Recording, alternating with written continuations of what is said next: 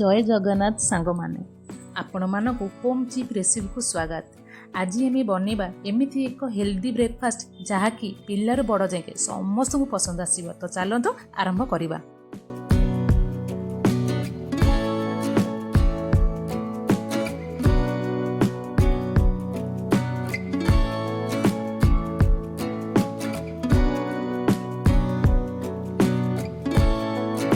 धोई सारा पर 6 ରୁ 7 घंटा भिजेकि रखिबा।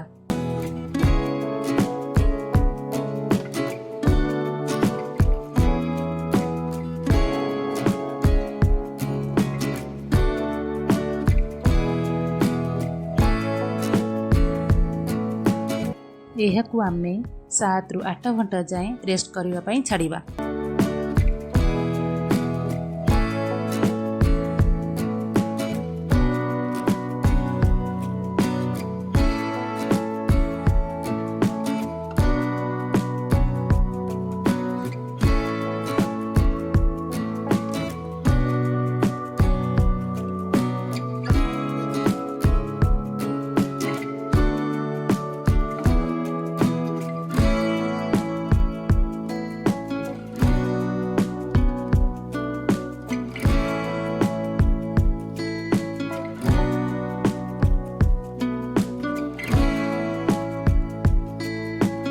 एठी मु पकाउछि बेकिंग सोडा। जदि आपणक पाखरे बेकिंग सोडा नथिबो ताहाले इनो पकाई परिबो।